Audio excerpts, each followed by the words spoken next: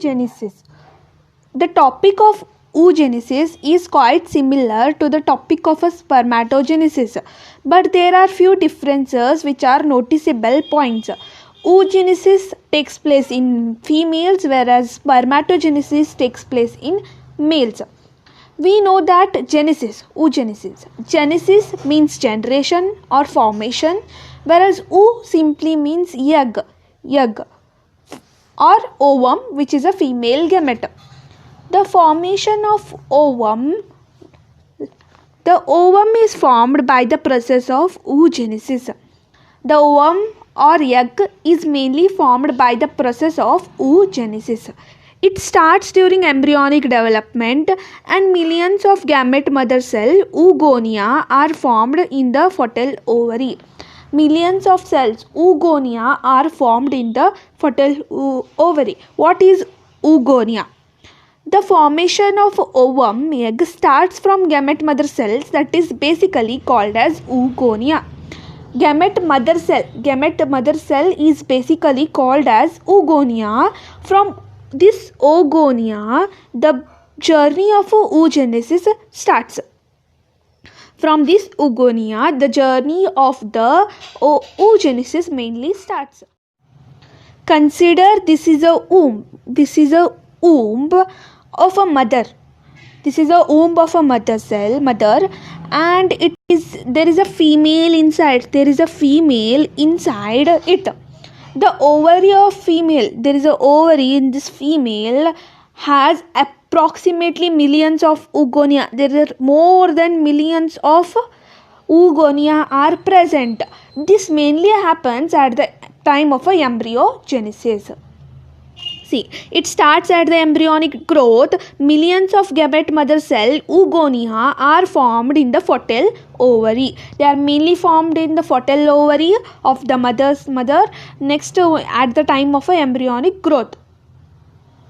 Next, these cells undergo meiosis but get temporarily arrested at the prophase and are called as primary oocytes. Okay, we get millions of oogonia, but number of ovum is few.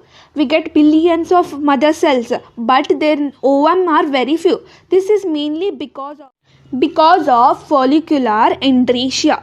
Due to the follicular andresia, millions of oogonia are formed, but number of ovum is few. Okay, oogonia. This oogonia gets further divided and the number of size increases. The size of this oogonia increases after the division. At that particular time, they are called as primary oocytes. At this particular time, they are called as primary oocytes. Understood? Now the division in primary oocytes is basically halt. They are basically halt. Halt means stopped. It is mainly stopped at the prophase 1. We know that meiosis 1, it has prophase, metaphase, anaphase and telophase. In this prophase 1, cell division is stopped, halted. Okay. Now these primary oocytes are covered by some granulosa cells. They are covered by granulosa cells. Before reaching puberty, a large number of primary oocytes degenerate. Before reaching the puberty, a large number of primary oocytes, this large number of primary oocytes gets degenerated from its.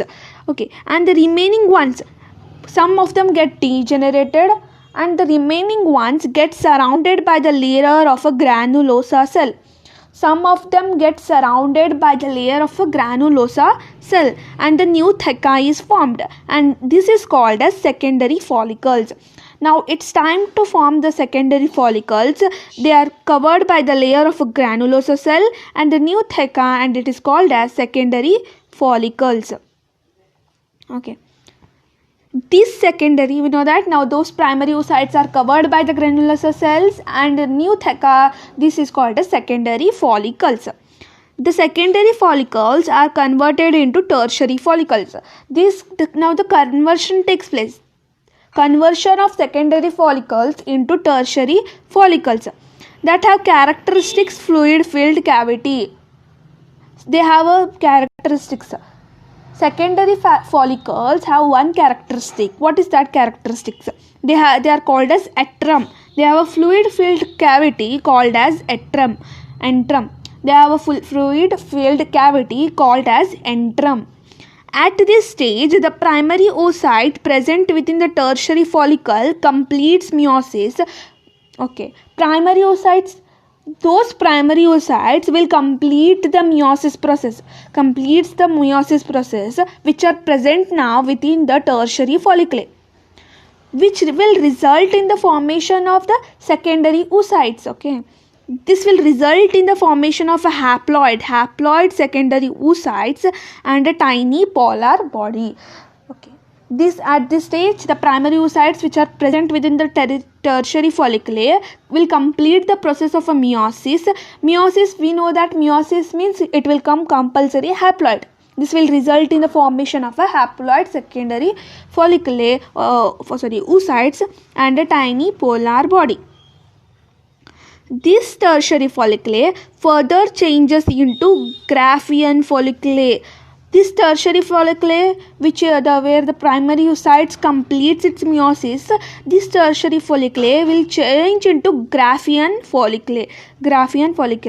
The secondary oocyte is surrounded by the zone pellucida. The secondary oocyte is mainly covered by the pellucida. Okay. Then the Graafian follicle ruptures to release the ovum by ovulation. Follicles get changed to Graafian follicle. Now this Graafian follicle will rupture. What is rupture? Means break. It gets breaked. Why this get breaked? This get breaked to release the ovum. By ovulation. This completes the process of oogenesis, the formation of ovum in the females.